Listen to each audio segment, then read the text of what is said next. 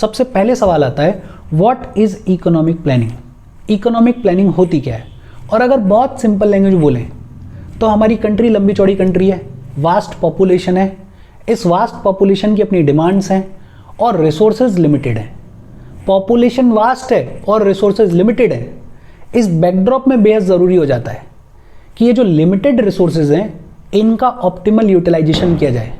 इस बैकड्रॉप में बेहद ज़रूरी हो जाता है कि ये जो लिमिटेड रिसोर्सेज हैं इनका कुछ इस तरीके से यूटिलाइजेशन किया जाए कि मिनिमम वेस्टेज में मैक्सिमम आउटपुट मिले, ताकि हमारी जो डिमांड्स हैं, हमारे जो टारगेट्स हैं, हमारे जो ऑब्जेक्टिव्स हैं उनको अचीव किया जा सके, उनको फुलफिल किया जा सके।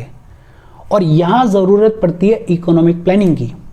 इकोनॉमिक प्लानिंग हमें बताती है कि इस ऑप्टिमल यूटिलाइजेशन ऑफ रिसोर्सेज के लिए हमें कहाँ कितने रिसोर्सेज को अलोकेट करना चाहिए।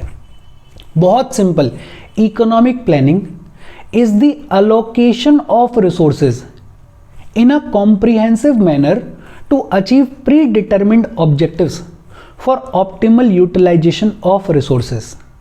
ये जो डेफिनेशन लिखी हुई है इसको आप अपने हिसाब से लिख सकते हो। कॉन्सेप्ट को दिमाग में बिठाओ। इकोनॉमिक प्लानिंग की ज़रूरत क्यों है? बिकॉज लंबी चौड़ी कंट्री है, वास्ट पॉपुलेशन है और रिसोर्सेज लिमिटेड है। इस वास्ट पॉपुलेशन की डिमांड्स हैं, तो ज़रूरी हो जाता है कि ये जो लिमिटेड रिसोर्सेज हैं इनका ऑप्टिमल यूटिलाइजेशन किया जाए। ज़रूरी हो जाता है कि इन लिमिटेड रिसोर्सेज को कुछ इस तरीके से यूटिलाइज किया जाए कि मिनिमम वेस्टेज हो, ना के बराबर वेस्टेज हो और मैक्सिमम आउटपुट मिले, ताकि हम डिमांड्स को फुलफिल कर पाएँ, ताकि हम टारगेट्स को, ऑब्जेक्टिव्स को अचीव कर पाएँ। और यहाँ ज़रूरत पड़ती है इकोनॉमिक प्लानिंग की।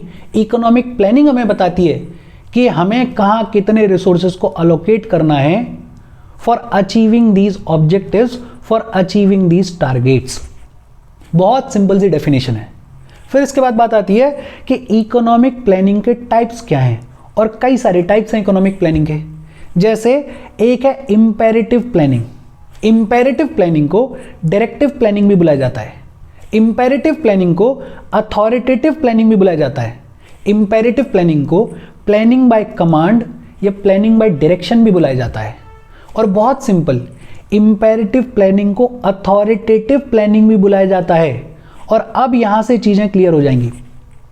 अथॉरिटेटिव प्लानिंग नाम से ही क्लियर है, मतलब ये जो इंपेरेटिव प्लानिंग है इसमें सिर्फ एक सेंट्रल अथॉरिटी होती है, और वो जो एक सेंट्रल अथॉरिटी होती है वो प्लानिंग के सभी एस्पेक्ट्स के ऊपर डिसीजन लेती है।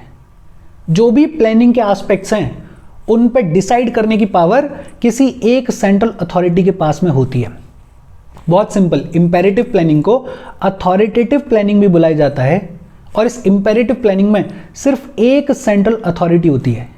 ये जो इंपेरेटिव प्लानिंग है इसको जनरली प्रैक्टिस किया जाता है सोशलिस्ट इकोनॉमीज में। सोशलिज्म जहां पे गवर्नमेंट का कंट्रोल एक्सेसिव होता है, तो इंपेरेटिव प्लानिंग में एक तो एक सेंट्रल अथॉरिटी होती है, और इसको जनरली प्रैक्टिस किया जाता है सोशलिस्ट इकोनॉमीज में। लेकिन ध्यान रखना, जनरली, सिर्फ सोशलिस्ट इकोनॉमीज में नहीं, कहीं और भी कोई दूसरी इकोनॉमी भी इसको प्रैक्टिस कर सकती है। लेकिन लार्जर स्केल पे देखें तो जनरली इंपेरेटिव प्लानिंग को सोशलिस्ट इकोनॉमीज में प्रैक्टिस किया जाता है। और हमें ये पता है कि जब हमें इंडिपेंडेंस मिला, पंडित नेहरू की गवर्नमेंट बनी, तो हमने सोशलिज्म को अडॉप्ट किया था। तो इंडिया में 7th 5 ईयर प्लान तक, लगभग 1990 तक इंपेरेटिव प्लानिंग को प्रैक्टिस किया गया। ये 5 ईयर प्लान्स क्या होते हैं, इन 5 ईयर प्लान्स में क्या कामकाज किए गए हैं, उन सब के बारे में अपन पढ़ेंगे इसी चैप्टर में। फिलहाल के लिए सिर्फ इतना याद रखो कि 7th 5 ईयर प्लान तक हमारे इकोनॉमी ने इंपेरेटिव प्लानिंग को प्रैक्टिस किया। बहुत सिंपल सी 2-3 चीजें। एक तो इंपेरेटिव प्लानिंग को अथॉरिटेटिव प्लानिंग भी बुलाया जाता है। इस इंपेरेटिव प्लानिंग में सिर्फ एक सेंट्रल अथॉरिटी होती है। इंपेरेटिव प्लानिंग को जनरली प्रैक्टिस किया जाता है सोशलिस्ट इकोनॉमीज में। इंडिया में इसको प्रैक्टिस किया गया टिल 7th 5 ईयर प्लान। और इंपेरेटिव प्लानिंग में पूरा फोकस किस चीज़ पे, कि जितने भी रिसोर्सेज हैं उनको कुछ इस तरीके से यूटिलाइज किया जाए कि हमारे जो टारगेट्स हैं, हमारे जो ऑब्जेक्टिव्स हैं उनको अचीव किया जा सके, उनको फुलफिल किया जा सके। फिर दूसरी होती है इंडिकेटिव प्लानिंग। ये भी नाम से क्लियर है। इंडिकेटिव प्लानिंग को इंड्यूसमेंट प्लानिंग भी बुलाया जाता है। And indicative planning is flexible in nature. Indicative planning basically सरकार एक डायरेक्शन देने का काम करती है, इंडिकेट करने का काम करती है। सरकार फैसिलिटेटर के तौर पे काम करती है। सरकार ब्रॉडली बता देती है कि इकोनॉमी के हमारे ये टारगेट्स हैं, इन टारगेट्स को हमें अचीव करना है। और सरकार अपने साथ साथ प्राइवेट सेक्टर को भी एनकरेज करती है, और जब जरूरत पड़ेगी तो सरकार इस प्राइवेट सेक्टर को रेगुलेट भी करेगी इन स्पेसिफिक टारगेट्स को अचीव करने के लिए। बहुत सिंपल। इंपेरेटिव प्लानिंग में सिर्फ एक सेंट्रल अथॉरिटी होती है, और वो जो एक सेंट्रल अथॉरिटी होती है वो प्लानिंग के एस्पेक्ट्स पे सभी डिसीजंस को लेती है। ये जो इंपेरेटिव प्लानिंग होती है इसको प्रैक्टिस किया जाता है जनरली सोशलिस्ट इकोनॉमीज में। इंडिया में इसको प्रैक्टिस किया गया टिल 7th 5 ईयर प्लान। दूसरा इंडिकेटिव प्लानिंग, जिसको इंड्यूसमेंट प्लानिंग भी बुलाया जाता है। इसमें सरकार फैसिलिटेटर के तौर पे काम करती है। सरकार अपने साथ साथ प्राइवेट सेक्टर को भी एनकरेज करती है, और अगर जरूरत पड़ती है तो प्राइवेट सेक्टर को रेगुलेट भी करती है, ताकि वो प्राइवेट सेक्टर स्पेसिफिक टारगेट्स को अचीव करने के लिए काम करे। ये जो इंडिकेटिव प्लानिंग होती है इसको जनरली प्रैक्टिस किया जाता है मिक्स्ड इकोनॉमीज में। मिक्स्ड इकोनॉमीज जहां पे गवर्नमेंट और प्राइवेट सेक्टर दोनों का रोल है, तो मिक्स्ड इकोनॉमीज में इसको प्रैक्टिस किया जाता है। इंडिया में इसको प्रैक्टिस किया जाने लगा from 8th 5 year plan. 7th 5 year plan तक तो इंपेरेटिव प्लानिंग को प्रैक्टिस किया जाता था। 8th 5 ईयर प्लान से हमारे कंट्री में इंडिकेटिव प्लानिंग को प्रैक्टिस किया जाने लगा। बहुत सिंपल, एक बार फिर से देख लेते हैं। ये चीजें छोटी छोटी हैं, काम की हैं, एक बार में आपको याद होनी चाहिए। इंपेरेटिव प्लानिंग, अथॉरिटेटिव प्लानिंग, सिर्फ टर्म्स लिखते जाओ। अथॉरिटेटिव प्लानिंग एक सेंट्रल अथॉरिटी होगी, जनरली प्रैक्टिस की जाती है सोशलिस्ट इकोनॉमीज में। इंडिया में इसको प्रैक्टिस किया गया 7th 5 ईयर प्लान तक। फिर दूसरा इंडिकेटिव प्लानिंग, जिसको इंड्यूसमेंट प्लानिंग भी बुलाते हैं। इसमें गवर्नमेंट जो है वो फैसिलिटेटर का काम करती है। गवर्नमेंट जो है वो प्राइवेट सेक्टर को एनकरेज करती है, और अगर जरूरत पड़े तो प्राइवेट सेक्टर को रेगुलेट भी करती है, ताकि private sector in specific targets को अचीव करने के लिए काम करे। इस इंडिकेटिव प्लानिंग को जनरली प्रैक्टिस किया जाता है मिक्स्ड इकोनॉमीज में। इंडिया ने इसको प्रैक्टिस करने की शुरुआत करी 8th 5 ईयर प्लान से। फिर एक होता है फिक्स्ड प्लान, 4 साल का प्लान या 5 साल का प्लान या 6 साल का प्लान या 7 साल का प्लान। जैसे मोटा मोटा अगर बोलें तो हमारे कंट्री में 5 ईयर प्लान्स आया करते थे। वो एक तरीके से फिक्स्ड प्लान्स थे कि एक टाइम ड्यूरेशन के लिए प्लान को लाया जा रहा है, और उस प्लान में प्रॉपरली बताया जा रहा है कि अल्टीमेटली हमारे ये टारगेट्स हैं, और इन टारगेट्स को अचीव करने का ये आउटले है, ये रास्ता है। फिक्स्ड प्लान बहुत सिंपल, 4 साल का, 5 साल का, 6 साल का, 7 साल का एक फिक्स्ड ड्यूरेशन के लिए प्लान प्रोवाइड कर देना, और उस प्लान में बता देना कि ये हमारे टारगेट्स हैं और इन टारगेट्स को अचीव करने का ये रास्ता है। बहुत सिंपल। फिर इसके बाद एक होता है पर्सपेक्टिव प्लानिंग। पर्सपेक्टिव शब्द ही भारी है। पर्सपेक्टिव मतलब लॉन्ग टर्म पीरियड के लिए, लॉन्ग पीरियड के लिए, लंबे टाइम के लिए प्लानिंग करना, उसको बोलते हैं perspective planning. Basically perspective planning में लगभग 15-20 साल के लिए प्लान्स को तैयार किया जाता है, लेकिन ज़रूरी नहीं है कि 15-20 साल के लिए सिर्फ एक प्लान तैयार किया जाएगा। ज़रूरी नहीं है कि पूरे टाइम पीरियड के लिए सिर्फ एक प्लान तैयार किया जाएगा। हो सकता है एक प्लान हो 7 साल का, एक हो 5 साल का, और एक फिर छोटा प्लान हो। तो ये पर्सपेक्टिव प्लानिंग में लॉन्ग पीरियड के लिए, लॉन्ग टाइम पीरियड के लिए प्लान को तैयार किया जाता है, यूजुअली 15 से 20 साल। बेसिकली पर्सपेक्टिव प्लानिंग में जो भी प्लानर होता है वो एक पर्सपेक्टिव तैयार कर देता है, एक ब्रॉड आउटलाइन तैयार कर देता है कि आज से 15 साल बाद हमें ये अचीव करना है, ये हमारी डिजायर है, डायरेक्शंस को डिफाइन कर देता है। और फिर जो भी सरकार है, जो भी प्राइवेट सेक्टर है, वो काम करता है उस टारगेट को अचीव करने के लिए। ये जो पर्सपेक्टिव प्लानिंग है इसको हमारे कंट्री में प्रैक्टिस किया जाने लगा नीति आयोग के फॉर्मेशन के बाद। प्लानिंग कमीशन को खत्म कर दिया गया और नीति आयोग को स्टैब्लिश किया गया, और नीति आयोग अब डॉक्यूमेंट्स निकालता है। जैसे नीति आयोग का एक विजन डॉक्यूमेंट है जो कि 15 साल के बारे में बातचीत करता है, लगभग 2030-31 में खत्म होगा शायद वो। फिर एक स्ट्रेटेजिक डॉक्यूमेंट है जो कि 7 साल के बारे में बात करता है, 7 साल की इकोनॉमिक प्लानिंग के बारे में बात करता है, जो कि इसी साल खत्म होगा। फिर एक एक्शन प्लान डॉक्यूमेंट था जो कि 3 साल की प्लानिंग के बारे में बात करता था, 2020 में शायद खत्म हो गया है। इसके बारे में अपन पढ़ेंगे, बातचीत करेंगे आगे चलते हुए नीति आयोग के बारे में जब बातचीत करेंगे।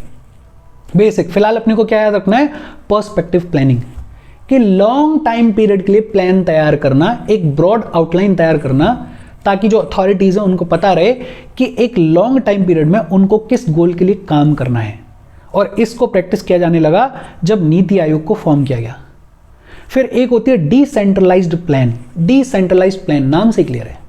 डिसेंट्रलाइज्ड प्लान में जो प्लान होता है उसका एग्जीक्यूशन किया जाता है ग्रास रूट लेवल से, जो सबसे नीचे वाला लेवल है वहां से प्लान को एग्जीक्यूट किया जाता है। हालांकि ये जो डिसेंट्रलाइज्ड प्लान होता है इसको तैयार तो सेंटर ही करेगा, लेकिन सेंटर तैयार करेगा in accordance with the state authorities. State authorities को कॉन्फिडेंस में लेके सेंटर डिसेंट्रलाइज्ड प्लान को तैयार करता है और इस डिसेंट्रलाइज्ड प्लान को एग्जीक्यूट किया जाता है ग्रास रूट लेवल से। बहुत सिंपल, एक बार फिर से देख लेते हैं। इंपेरेटिव प्लानिंग, साथ साथ बोलते चलो, अथॉरिटेटिव प्लानिंग होती है, सिर्फ एक कमांड अथॉरिटी होती है, एक सेंट्रल अथॉरिटी होती है। ये जो इंपेरेटिव प्लानिंग है इसको जनरली प्रैक्टिस किया जाता है सोशलिस्ट इकोनॉमीज में। इंडिया में इसको प्रैक्टिस किया गया टिल 7th 5-year प्लान। फिर दूसरी होती है इंडिकेटिव प्लानिंग, जिसको इंड्यूसमेंट प्लानिंग में बुलाते हैं। इसमें गवर्नमेंट फैसिलिटेटर के तौर पे काम करती है, प्राइवेट सेक्टर को एनकरेज करती है और अगर ज़रूरत पड़े तो प्राइवेट सेक्टर को रेगुलेट भी करती है। इसको जनरली प्रैक्टिस किया जाता है मिक्स्ड इकोनॉमीज में और इंडिया ने इसको अडॉप्ट किया या प्रैक्टिस करने की शुरुआत की 8th 5-year प्लान से। फिक्स्ड प्लान, 4 साल के लिए, 5 साल के लिए, 6 साल के लिए, एक फिक्स्ड टाइम पीरियड के लिए प्लान। इसमें पूरा प्लान में बता दिया जाता है कि टारगेट्स हमारे ये हैं और टारगेट्स को अचीव करने के लिए रास्ता ये है।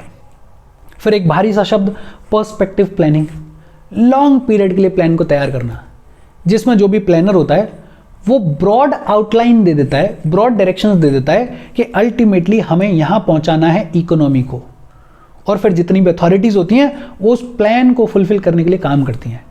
इसको अडॉप्ट किया गया हमारी कंट्री में जब नीति आयोग को फॉर्म किया गया। नीति आयोग देता है 15 साल के डॉक्यूमेंट्स, कभी 7 साल के डॉक्यूमेंट्स, इस सब के बारे में अपन पढ़ेंगे।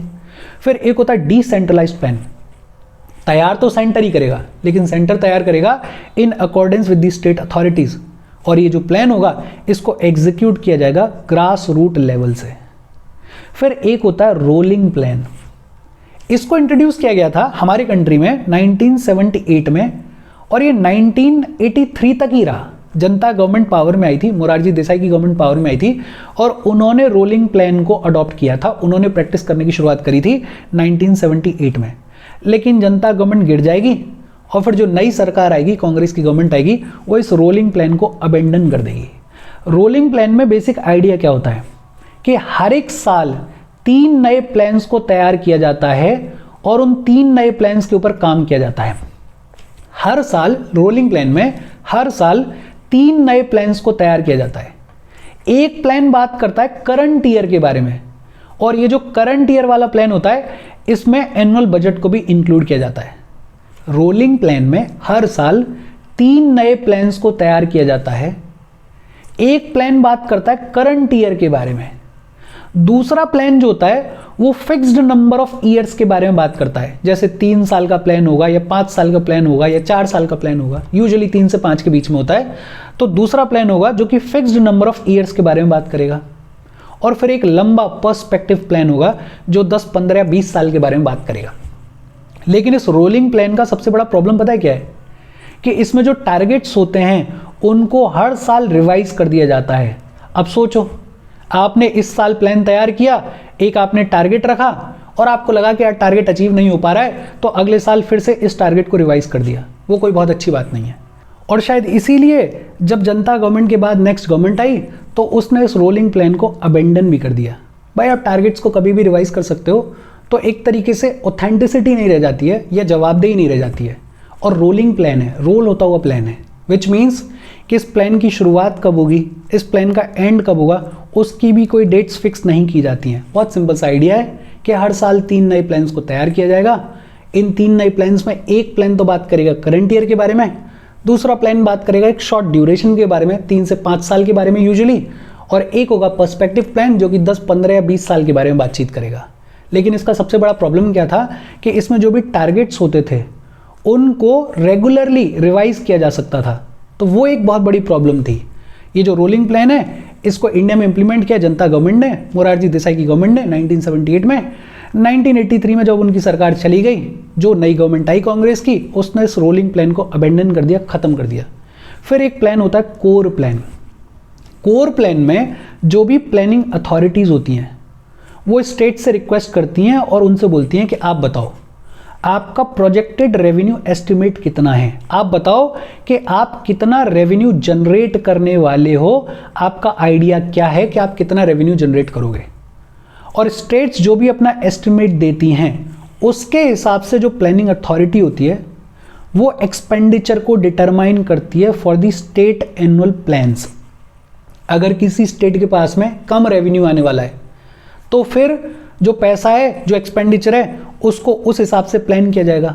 अगर किसी के पास में ज़्यादा पैसा आने वाला है तो थोड़ा बहुत इधर उधर भी खर्चा कर सकते हैं।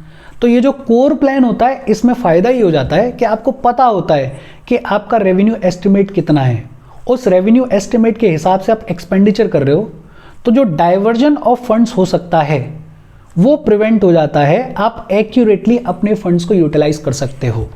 बहुत सिंपल ये हैं टाइप्स ऑफ इकोनॉमिक प्लानिंग।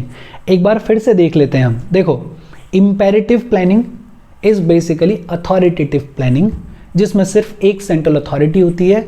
इसको यूजुअली जनरली प्रैक्टिस किया जाता है सोशलिस्ट इकोनॉमीज में। इंडिया में इसको प्रैक्टिस किया गया टिल 7th 5-year प्लान। दूसरी होती है इंडिकेटिव प्लानिंग, जिसमें गवर्नमेंट फैसिलिटेटर का काम करती है, प्राइवेट सेक्टर को एनकरेज करती है, लेकिन जब ज़रूरत पड़े तो प्राइवेट सेक्टर को रेगुलेट भी करती है ताकि वो प्राइवेट सेक्टर स्पेसिफिक टारगेट्स को अचीव करने के लिए काम करे। इसको जनरली प्रैक्टिस किया जाता है मिक्स्ड इकोनॉमीज में, और इंडिया ने इसको प्रैक्टिस करने की शुरुआत करी 8th 5-year प्लान से। फिक्स्ड प्लान, एक फिक्स्ड टाइम पीरियड के लिए प्लान, यूजुअली 4, 5, 6, 7 साल का जो प्लान होता है, इसमें टारगेट्स भी बता दिए जाते हैं और इसमें एक ब्रॉड आउटले भी दे दिया जाता है कि इस रास्ते पे चल के हमें इन टारगेट्स को अचीव करना है। फिर होता है perspective plan, long term period के लिए प्लान। इसमें यूजुअली 15 से 20 साल के लिए प्लान बनाया जाता है। इसमें जो प्लानर होता है वो एक लॉन्ग टर्म डायरेक्शन दे देता है, ब्रॉड आउटलाइन बता देता है कि अगले 15 साल में या 10 साल में हमें यहाँ पहुँचना है, और फिर जो अथॉरिटीज़ होती हैं वो उस प्लान के हिसाब से काम करती हैं। इसको प्रैक्टिस किया जाने लगा जब नीति आयोग को फॉर्म किया गया। फिर एक होता है डिसेंट्रलाइज्ड प्लान, नाम से ही क्लियर है। हालांकि इस प्लान को तैयार तो सेंटर करता है, लेकिन सेंटर तैयार करता है with the help of state authorities in accordance with the state authorities. और जब इस प्लान को एग्जीक्यूट करने की बारी आती है तो इसको एग्जीक्यूट किया जाता है ग्रास रूट लेवल से। रोलिंग प्लान, हर साल 3 नए प्लान्स तैयार किए जाएंगे। एक होगा करंट ईयर का प्लान, एक होगा एक शॉर्ट टर्म का प्लान, यूजुअली 3 से 5 साल का प्लान, और एक होगा पर्सपेक्टिव प्लान। लेकिन इसका सबसे बड़ा प्रॉब्लम क्या था कि इसमें टारगेट्स को रिवाइज किया जा सकता था। इंडिया में इसको इंट्रोड्यूस किया गया था 1978 में, जब जनता गवर्नमेंट पावर में आई थी, लेकिन 1983 में उसके बाद इसको अवेंडन कर दिया गया। इसको अब फॉलो नहीं किया जाता है। फिर एक होता है कोर प्लान। कोर प्लान में जो भी प्लानिंग अथॉरिटीज़ होती हैं वो स्टेट से पूछती हैं कि आपका प्रोजेक्टेड रेवेन्यू एस्टिमेट कितना है, कितना रेवेन्यू आप जनरेट करने वाले हो, और जो डेटा होता है उसके हिसाब से फिर प्लानिंग अथॉरिटीज़ प्लान को तैयार करती हैं। उसके हिसाब से प्लानिंग अथॉरिटीज़ एक्सपेंडिचर डिटरमाइन करती हैं स्टेट एनुअल प्लान का। इससे होता क्या है कि फालतू चीज़ों पे खर्चा कम हो जाता है, फंड्स को थोड़ा अप्रोप्रिएटली यूटिलाइज किया जाता है। और फिर लास्ट आज का सवाल कि इंडिपेंडेंस के बाद इंडिया में इकोनॉमिक प्लानिंग की क्या ज़रूरत पड़ी, need for economic planning in India at time of independence. और अगर आपको ज़रा भी हिस्ट्री समझ में आती है, इकोनॉमी समझ में आती है, तो ये सारी चीज़ें आप खुद से लिख सकते हो, पढ़ने की भी ज़रूरत नहीं है। इकोनॉमिक कंडीशन बेहद ख़राब थी, इकोनॉमिक कंडीशन ख़राब थी तो प्लानिंग की ज़रूरत पड़ेगी। प्राइवेट सेक्टर ना के बराबर था, रिसोर्सेज लिमिटेड हैं, उन रिसोर्सेज का ऑप्टिमल यूटिलाइजेशन करना था। इंडस्ट्रीज़ की भी सिचुएशन बहुत ज़्यादा अच्छी नहीं थी। और एक बड़ा रीज़न यूएसएसआर जैसे कंट्रीज़ का इंटरनेशनल इन्फ्लुएंस हमारे ऊपर था। और यूएसएसआर में तो पूरा प्रॉपर सोशलिस्ट इकोनॉमी थी, वहाँ पे तो पूरा सेंट्रलाइज्ड मामला था। सोशलिस्ट भी कहना गलत है, कम्युनिस्ट इकोनॉमी थी, वहाँ पे तो पूरी तरीके से सेंट्रलाइज था सारा मामला। तो वहाँ का जो इन्फ्लुएंस था वो जैसे ग्रो कर रहे थे उसको हमने फॉलो करने की शुरुआत करी, और हमारे यहाँ पे जो इकोनॉमिक प्लानिंग है इसने बड़ा सिग्निफिकेंट रोल प्ले किया। इस चैप्टर में आगे आगे जैसे अपन बढ़ेंगे वैसे वैसे हमें पता चलेगा कि हमारे कंट्री में इकोनॉमिक प्लानिंग की कहानी क्या रही है। अभी तक तो हमने सिर्फ फाउंडेशन रखी है, बेस रखा है, कोई डाउट हो कमेंट करके पूछ लेना। Thank you very much.